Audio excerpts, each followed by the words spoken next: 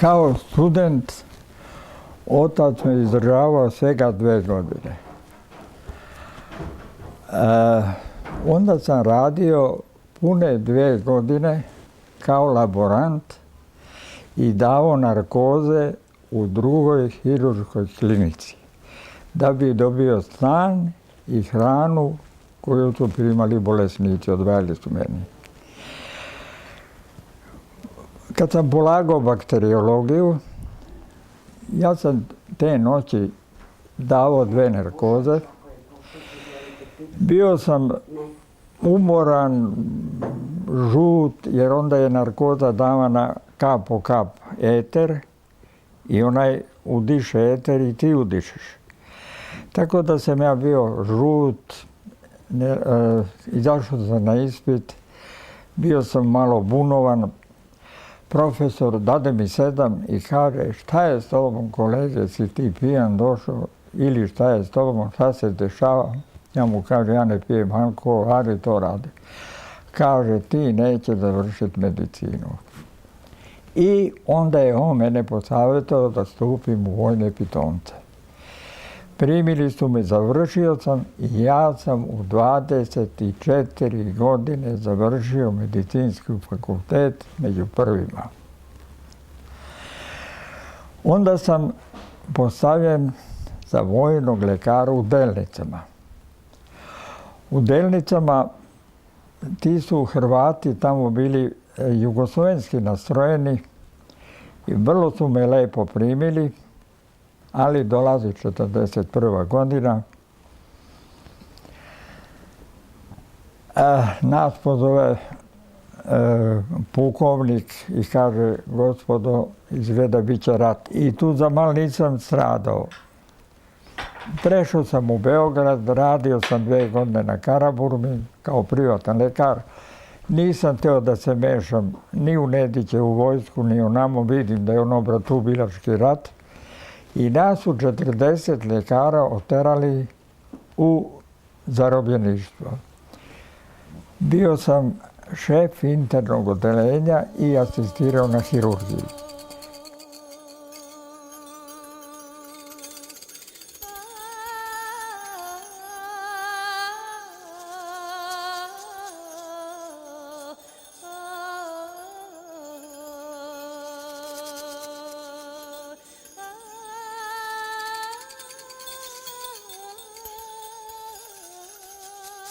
Bio sam zarobljenik u Nemačkoj, u zarobljeničkoj bolnici Stalaga DSSB. Organizovali smo mali orkestar, svirali su Brane Baralić, narodni muzičar iz Mrčajevaca, prva violina. Dragi Milošević Paprika, student iz Petrovca na Mlavi, gitara.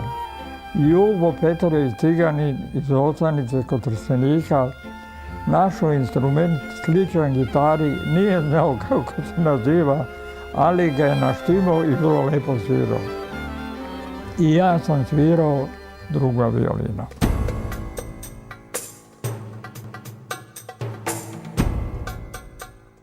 Kad sam se vratio u Jugoslaviju, ja nisam htio da idem u vojsku i dobrovoljno odem na Kosovo.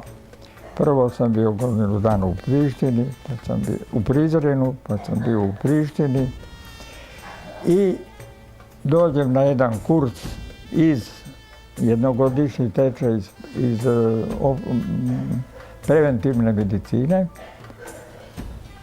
Kad sam završio, ja nisam htio da se vratim u Prizren i vamo namo nekako uspem da ostanem u Beogradu. Ali dođe doktor Gajić iz Novog Pazara, on će da se ubije pred ministarstvom ako ne dobije bakteriologa i ja odem u Novi Pazar, godinu dana. Jedva sam se izvukao iz Novog Pazara kad doktor Dragomir Karajović, izvanredan čovjek, postao ministar zdravlja. Onda ja dolazim u Kraljevo.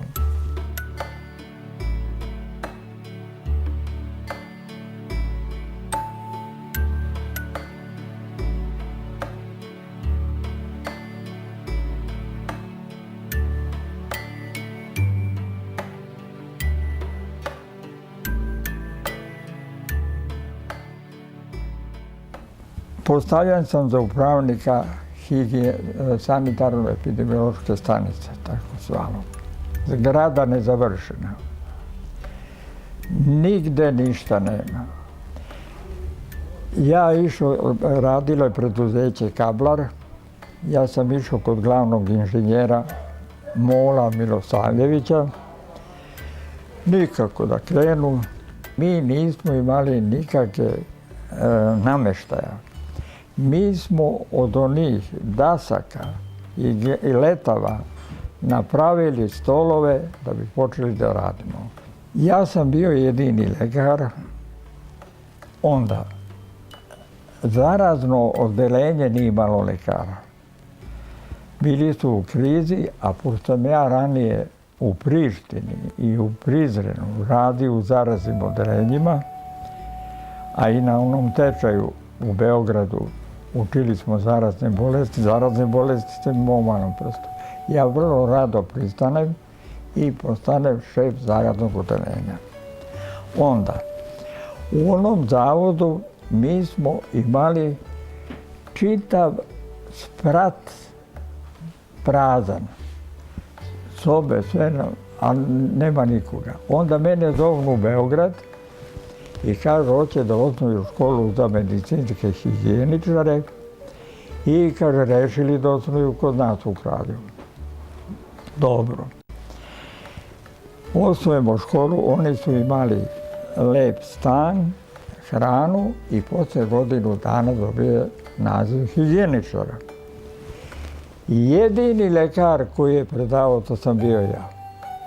Znači, upravnik higijenskog zavoda, jedini lekar, šef zaraznog odeljenja i jedini nastavnik u tome, koliko sam radio. Mi smo dobili svu opremu kasnije iz ministarstva, što god nam je trebalo, kad je trebalo nekih, ono od u ministarstvo i dobijemo. Imali smo novaca koliko hoćemo.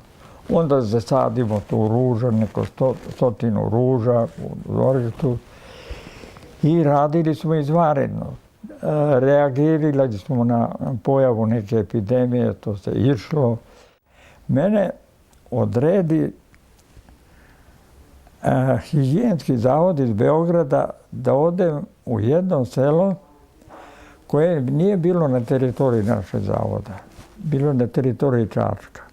Ali u mene su imali neko poverenje i da odem. Bio je jedan sumnjiv da boluje od lepre. Lepra se prenosi kapljicama iz nosa, iz usta i tako dalje. Odem ja tamo, nađem Asim Tarić zvao. Jedna mala tako kućica, uđem ja kod njega i na đavola vidim violinu, on svira u violinu. A kako ja volim da sviram i da pevam, ja ti zapnem sa onim Tarićem i pevali smo jedno sat, dva, a kapljice samo su išle gore dole. Kad ja dođem u Kraljevo, oboje masa Hanzenovih bacila prouzrokovača lepre. I ja sam mogao da dobijem lepru, ali hvala Bogu nisam dobio. Radio sam skoro 4 godine. Bio sam u odbornik opštine.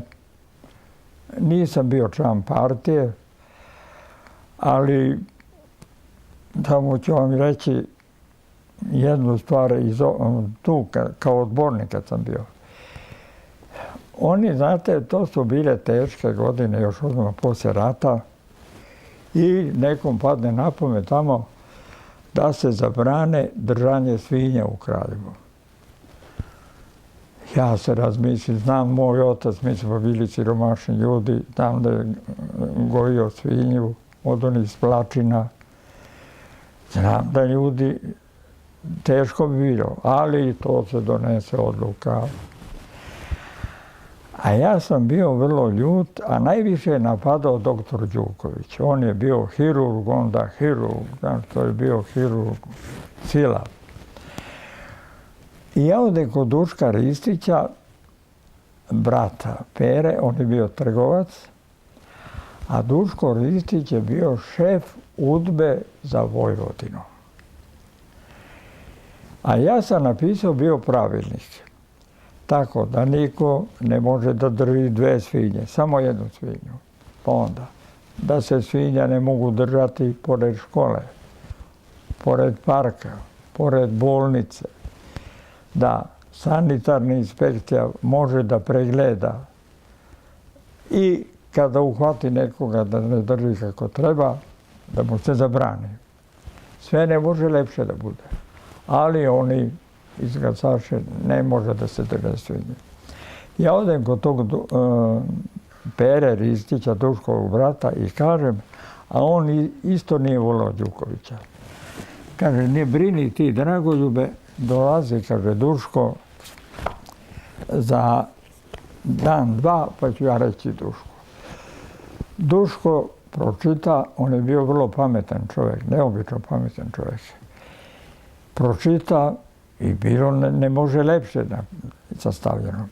On zovne predsjednika opštine, a predsjednik bio Dobrica Ristović, borac od 1941. abačijski radnik, dosta nekulturan. I plašio se znaš, taj je šef UDBE za Vojvodinu, znaš, kako ti on bilo. Kaže, je li, kaže, Dobrice, jesi ti, zabranili ste svinje, jeste. Jesi ti pročitao onaj pravilnik? Kaže, nisam. Pa zar te nije sramota da donosiš neki zakon, a nisi ni pročitao i ne znaš o čemu se radi? I on ti njega izgrdi i kaže, mora to da se vrati na svoje. I na idućoj sednici Dobrica, on se uvijek malo počeše za stražicom. Znate, drugovi, izgleda da smo se zaleteli prošli put, da smo doneli onaj pravilnik da se ne drže svinje. Drug Čeća, mene Čeća nadimak, ima pravo da mi prihvatimo. Oni sad vide da je to neka direktiva i tu izglasaju za svinje. Što se tiče lekara, to je bilo nekoliko lekara. Đuković bio je hirurg izvanredan, govornik izvanredan, ali prepotentan. Znate, u onom vremenu biti hirurg u jednom mestu. Doktor Jović, on je imao 2 specijalnosti, dečije i internu medicinu. On je bio onako osobenjak i mnogo su ulizivao vlasti. Bio je doktor Bačarević, koji je bio jedan izvanredan čovjek sa sela Radmilovića, dobar, po prirodi plašljiv, onako. Duka Radenković, bogataško dete, koji se školovao po inostranstvu, pun đavola, nije mnogo bio ni vredan. Aca Tomić bio je bogataško dete, isto prilenje. I bio je neki Aca, doktor Nikolić, Laza, koji je bio sa sela, a umeo je na fini način da razgovara sa seljacima i on je imao izvanrednu praksu. I svi su mu zavideli, ali mu nisu mogli ni ništa. I tako tu je bilo i ja sam otvorio bio i ordinaciju, jer ja sam izdržavao oca, majku, brata školovo, žena, dete i ja 6. 6 sam nas izdržavao, to nije moglo od jedne plate. Bilo je tu i drugi stvari između lekara i svađa i ovoga i onoga. Sada, kad je došao Čeda prvi put na službu, sastanak lekara. Ja sam bio uvek sekretar lekarskog društva, a doktor Jović predsjednik. I sada, znate kako, ljudi imali su onoga, bilo je jedan Lazarevi doktor, imao je mnogo mladu ženu i žena ga napusti, ode u Pančevo.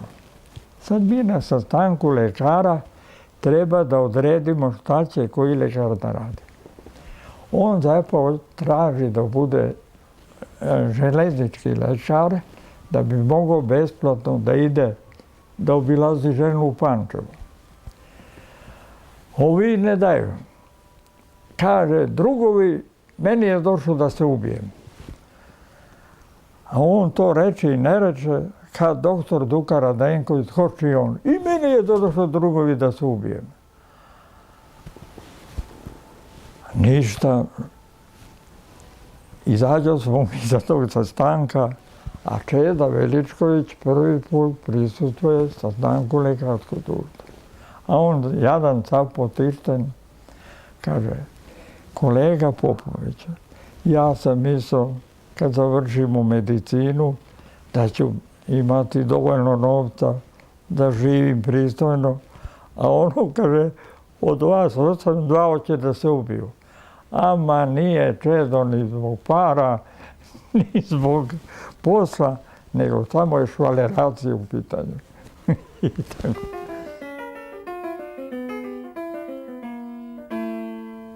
Onda smo mi, Boga mi, lepo radili, ovaj Čeda laborant, pa postavim jednu Bobrova Valentina. Ona je studirala medicinu, pa nije završila, se udala.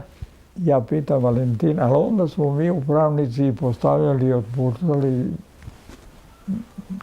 Bio si Bogova. A ona je bila udata za nekoga Nemca. Dovela toga Švabu. I sada, šta se dešava? Ja sam imao na teritoriji svoje 2 velike vojne industrije. To je bila u Lučanima i bila je Petoletka u Trsteniku.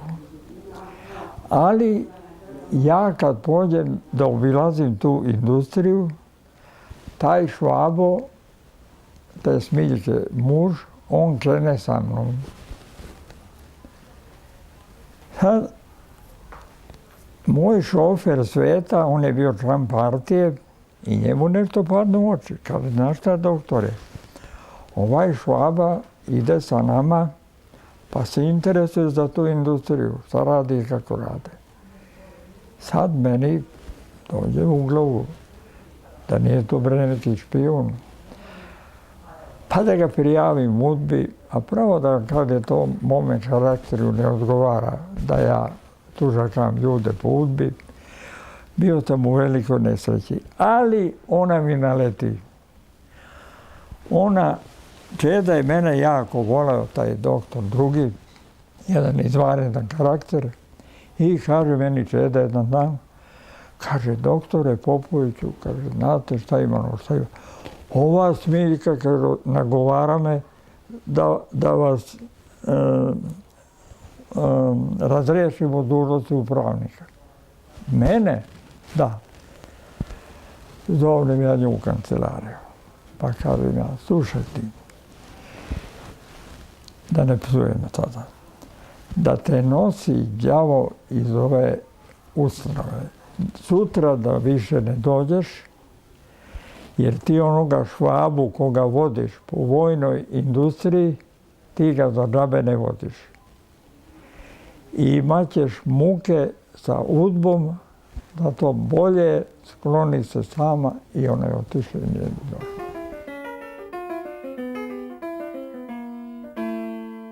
Čeda Veličković i Bobrova Valentina, oni su bili toliko dobri laboranti da smo mi kolega pravili suve podloge.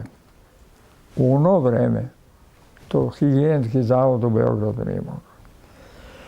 Radili smo celu bakteriologiju. Sve smo radili. I vode pregledali, i sve smo radili. Radili smo lepo i parazitologiju, i bakteriologiju. Ne mogu, kažem, i osoblje je bilo dobro, i slagali smo se lepo. Tako da ja, verujte da se ja toliko radujem uspehu našeg zavoda, ne kažem vašeg, nego našeg zavoda, gdje sam ja počeo, verujte, kao da sam ja, ne znam koliko sam ponosan i srećan zbog toga. Da je to tako nastala, tako jedna velika ustanova. Voda je bila čista, da smo mi pili vodu, verujte, odemo da se kupamo na Ibar i malo zagrebemo i pili smo tu vodu. Sad, i tu je bilo jedan problem oko vode. To se dešava u opštinskom opet odboru. Oni su hteli da dovedu vodu sa Goče. Pazi, sa Goča. Ja ustanem i kažem, nemoguće sa Goča da se dovede, nema dovoljno vode da snabde Kraljevo. Ja sam predlagao da se naprave izvori, bunari, pored Ibra, pored Morave, da odatle voda. Inače, mi ne možemo iz Goča. Ono je lepa voda iz Goča, ali nema za Kraljevo. I tu je bilo muke i prepiranja raznih, ali bilo je sve u redu, je ipak bilo sve.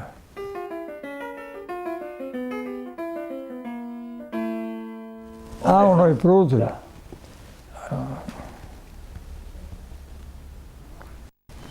Mi smo imali planinarsko društvo u kome je bio predsjednik Lale Stefanović, on je bio inženjer šumarstva, a u upravi sam bio ja, bio je Koča Jončić, sekretar komiteta i još neki drugi. I mi smo vrlo često išli tom malom prugom na Goč da se provedemo. Družili smo se lepo, voljeli smo se, pravo da vam kažem. U tom planinarskom društvu tu bilo je vrlo lepih časova sam proveo tu sa tim ljudima. Nekako ljudi se nisu mrzeli toliko. Nismo se mrzeli. Jedino doktor Jović, on nije se družio sa... I sad vam kažem i ovo. U Kraljevu u to vreme vrlo teško su i loše živeli sveštenici. I vladika Josif, on je stanovao u jednoj staroj kući. I ja sam ga lečio. On je bio vrlo mali, vrlo vedre prirode i šaljivljenja. Ja dođem kod njega, on sam je bio star. Sad, ja sam učio engleski jezik kod profesora Rakića. A profesor Rakić je imao šuraka Mirčeta, koji je završio bogosloviju i voli da popije. I meni kaže Rakić, zamolite gospodina Josifa da zapopi Mirčeta, jer onda su zapopljavali i ovoga i onoga. I ja kažem, Mirče, ja ću da ga zamolim, ali otidi neko večer da ga malo pripaziš, pričuvaš. Dobro. Kad ja jedno jutro kod vladike dolazim, joj, moj doktore, jezba ti život sad do noća. Zašto, rekao? Ti mi postao onu pijanu budalu, a on dovede Danilovića popa još goru budalu. Popiše mi rakiju, aj što popiše. Legoše preko mene ovako pijani, bolesnog i jadnog, za mal me ne udaviše. I zapopio toga.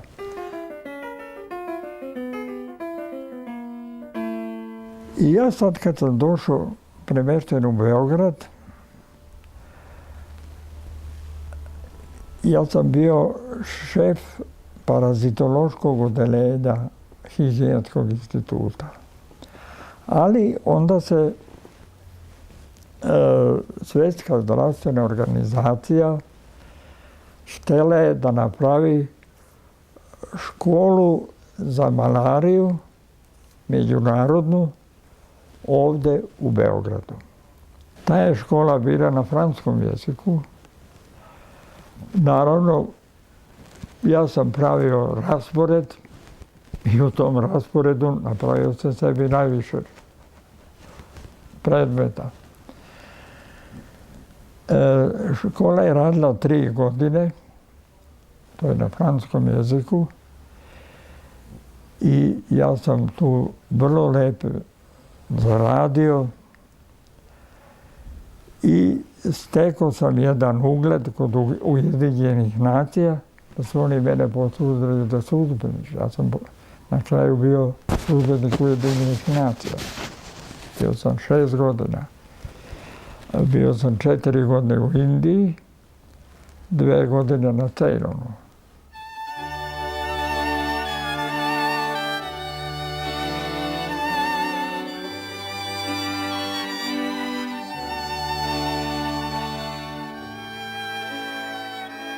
I ćerka mi je lekar, ona je docent. Zet mi je profesor na Rudarskom fakultetu. Živimo svi zajedno u vrlo lepoj slozi. Samo mi se žena malo imala jedan udar. Ne mogu da se nažalim, uvijek nešto pišem, dopisujem. Pesme i pevanje zavoleo sam od ranog detinjstva. Moja majka Lepa i ujak Miloš vrlo lepo su pevali i znali dosta naših starih lepih pesama. Mnogo pesama sam od njih naučio, a od Miloša i prve akorde na gitari u našoj porodici i domovima naših rođaka i prijatelja često se pevalo. U dubokom sećanju su mi se urezale pesme koje sam u detinjstvu slušao na klupama naših suseda Ristića, na našoj krsnoj slavi Svetom Arhangelu Mihajlu i za vreme Božićnih praznika kod moga dede Miljka. U sećanju je ostao dan veritbe sa Olgicom. Pevao sam sa njenom majkom Manjom i ujakom Dušanom, koji su imali vrlo lepe glasove. Priroda me je obdarila dosta dobrim glasom i sluhom. Posle puberteta pevam bariton. Učio sam da sviram na violini i gitari, ali ne dugo. Odavno skupljam narodne pesme. Prikupio sam ih najviše iz Srbije i sa prostora bivše SFRJ Jugoslavije. Nabavio sam nekoliko pesama iz drugih zemalja. Trudio sam se da saznam ko je kompozitor i povodom čega je nastala pesma. Pesme ostavljam potomcima da ih pevaju, prikupljaju nove i da često pevaju jer će tada život biti lepši. Beograd, 15.9.2001. godine. Doktor Dragoljub Popović, a ćerka je dodala: i još nekoliko godina sam ih doterivao i definitivno ih ukoričio aprila mjeseca 2005. pred moj 90. rođendan.